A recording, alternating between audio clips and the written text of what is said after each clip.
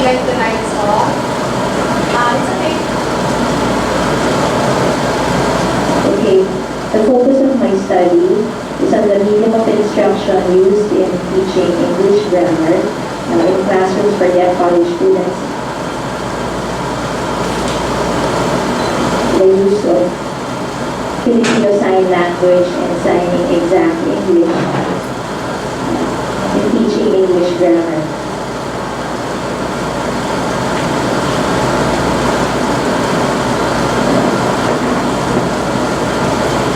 Anyway, comprehension means how the students understand the lesson with the use of these two types of medium of instruction.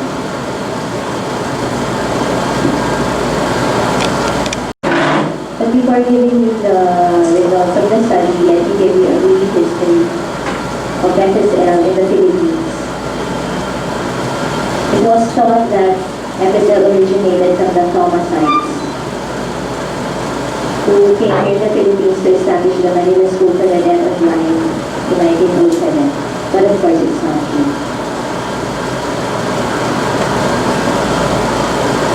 We know current research says that Filipino Sign Language has been around since the 16th and 17th century.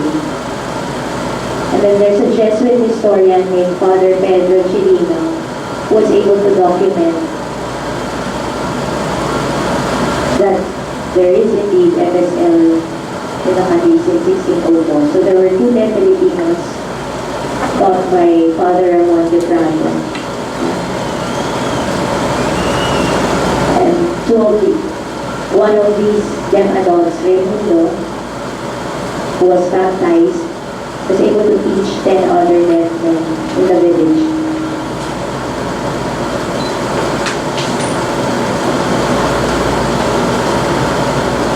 There has been no research in deaf education, but in 1980s we have Dr. Rosalie Ricasa, who proposed a study on indigenous linguistics origins in the country. And then in 1992 we have Dr. Liza Martinez, who started a research on FSL.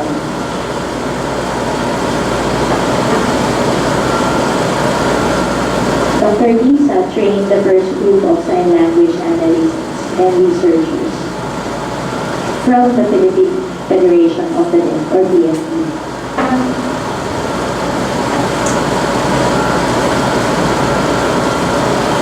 And a little background about SEE. So American Peace Corps volunteers came to the Philippines in the 1970s and brought Sign Exact English, or SEE2. Many schools were established then, and they were very much influenced by SEE. In 2003, the National Sign Language Committee conducted a research on the use of sign language in education in the provinces. So they asked teachers, they interviewed them, and asked, how did you learn sign language? And teachers answered that we learned through self-study, through books. So we had books in ASL and SEE2. And so the NSLC group asked the teachers if they were proficient in sign language.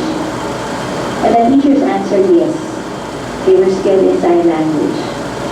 The NSLC group observed them, assessed them, and upon evaluation, they realized that the group was not proficient at all. Now the group also asked the students what were their views about signing exact English. They said that SEE2 is equivalent to English, that SEE is a subject. So we know that is not true. We know it's an artificial language. So the problem statement in my study are, the first one is there a difference in the deaf students' comprehension of lessons taught in Filipino Sign Language and Sign Exact English?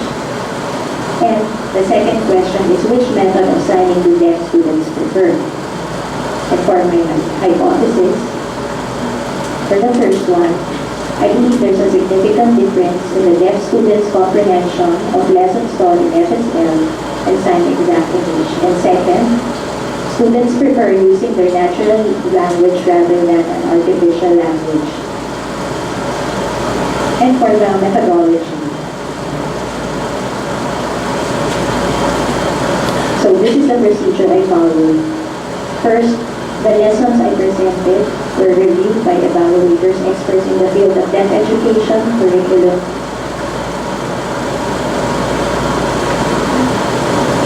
they evaluated my worksheets. Videos were also used, and it was pilot tested. Pilot testing was done using deaf students. They evaluated the materials, the worksheets also. After that, I sent out invitations to 30 participants and gave them the informed consent statement. But only 14 agreed and matched the criteria. And so the 14 people agreed to participate.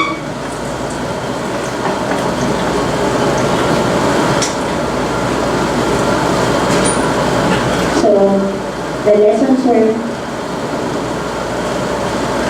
for all the lessons presented, there was only one deaf signer. So he presented the lessons both in FSL and SE. After each lesson, the students were asked to answer the worksheets.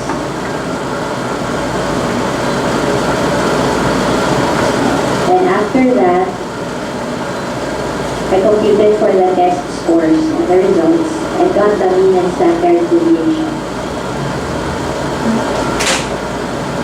I also used the Wilcoxon Sign Grants test comparison of test scores to analyze the results. So there were 10 lessons in English grammar, and these are the lessons.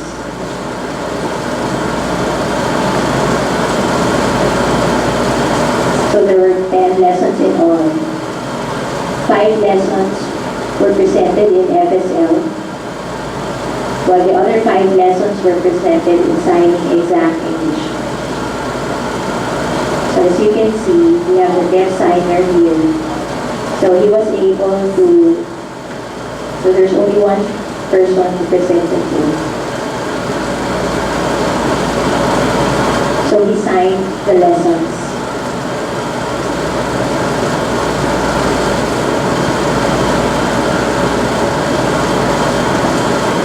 So there was, only the signing was different, but the method was the same.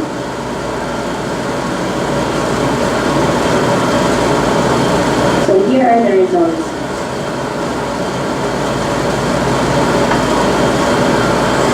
So as you can see, I computed for the mean and standard deviation. Among all the lessons, L10 got the highest mean of 8.64, which is C, presented in SEE2. And the lowest mean is on lesson 4, which is 4.43, also presented in SEE2. But in the next slide, you will see that the total FSL score got the highest mean of 36.3571 and SEE for 13. To see if the mean difference between FSL and C scores are significant, I ran the Wilcoxon sign grants test. So you can see we have 8.32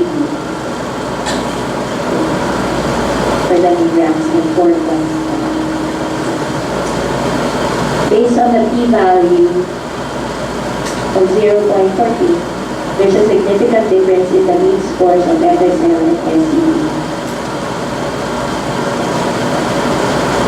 And so, in the use of English.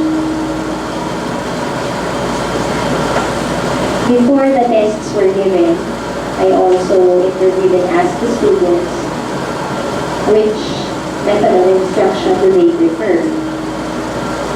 in learning English grammar. 7 said they prefer FSL, while 5 said they prefer SEE.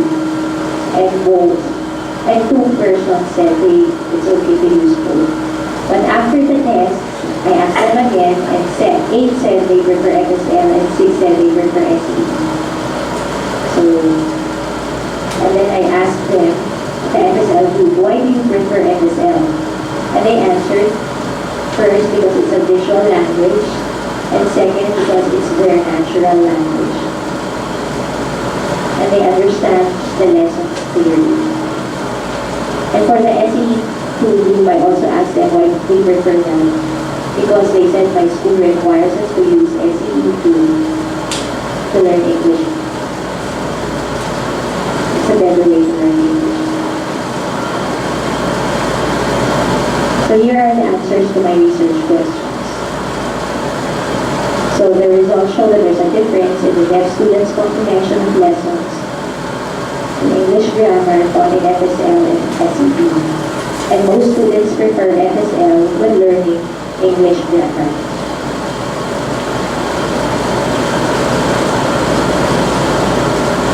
For the implications, here are the implications, conclusions, and recommendations. And the implications, the use of sign exam English or manually coded English system in a formal school setting may not always help deaf children learn English grammar. For my recommendations, I think that the study should be done in a larger scale. I only had 14 participants. There were very few students. And another recommendation is maybe I can do the study and use it in other subject areas other than English grammar. For the limitations of my study, I said there were only 14 participants, so very few samples.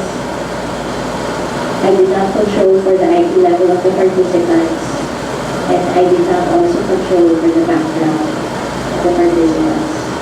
Example, which school do you come from, etc. And for the conclusion, it is better for teachers to be fluent in FSL to get better results in teaching comprehension students and teaching English grammar. And my conclusion is supported by the Salamanca statement and framework. Both documents support the use of natural language.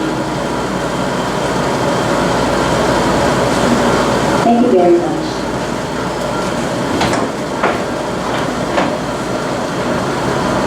Thank you, Ruth, for that presentation.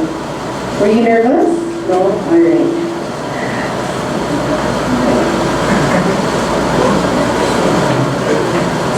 Sorry. So that sign, this sign means it was easy for her because she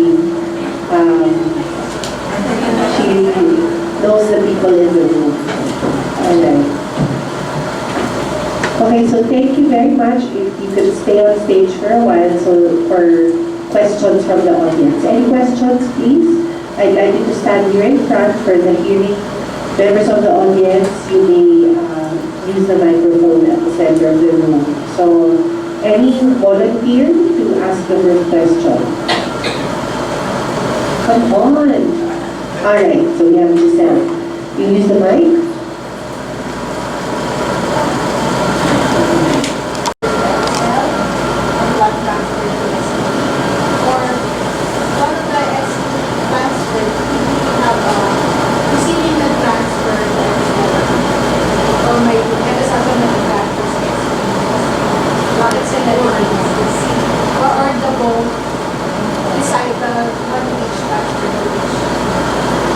Both participants prefer FSL after the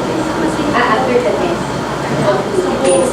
So may isang lumipat sa SSL, ikaw nag-grant FSL plus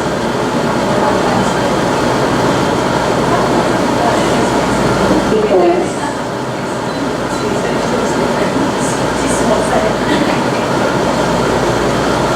for the SEQ,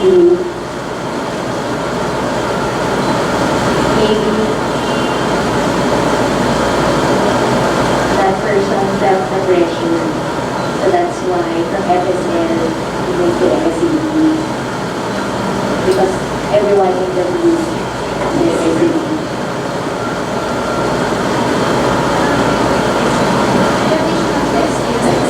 These sports that goes preferred as the lab, sports goes preferred as the lab. Is there a qualification on the differences of the sports between the 8 and the 6?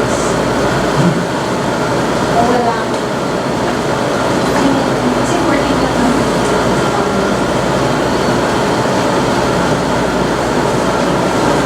sorry, meaning yung kasi 14 lang ang respondents, so pwede ko mag-individualize na profiling.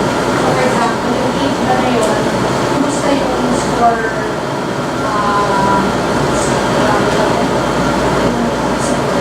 yung scores sila. Kasi SE, kumusta yung scores nila. How was the comparison? Which did better? Okay, kasi yung score. It depends on the lesson. A while ago, I showed you the SEE group had the highest score for lesson 10. Before, kasi yung preference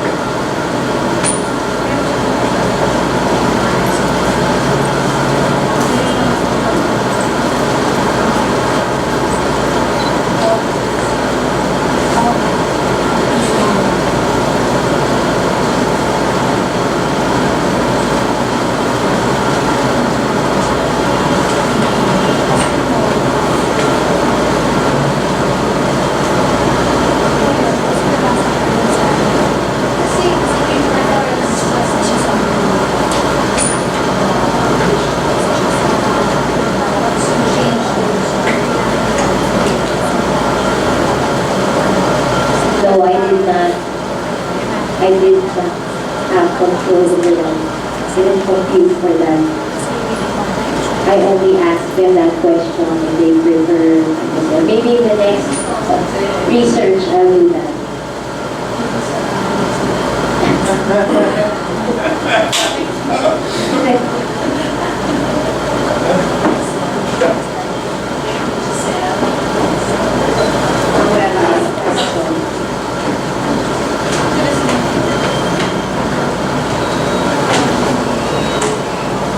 That was a very good presentation. And just to follow up on Giselle's question, yung 14 students, di ba, yung 14 out of 30, sabi mo, you asked for 30, you invited 30, but only 14 were chosen. So,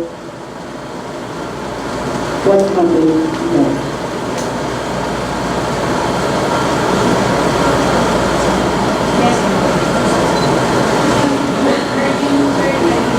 14 only because I invited 30 to participate, but they must match the criteria I said. They must have an exposure both in FSL and SE. So that's why there were only 40. So you mean that these 14 had exposure to both, and then you asked them to decide which they preferred. The criteria were, so it should be the college level, age 18 to 25 years old. They must have exposure both in FSL and SE. For example, in high school, they can be exposed to SE, and then in college, they are exposed to FSL. Okay, so for the 30 who came and volunteered at the start, so for the 30 who came and volunteered initially for your study, so did you test them to see if you were using Excel or?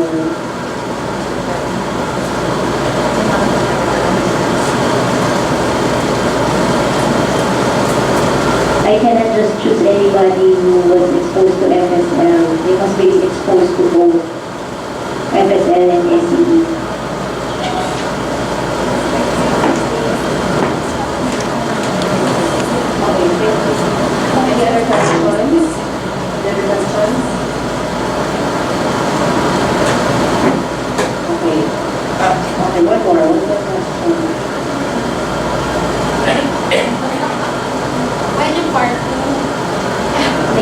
here.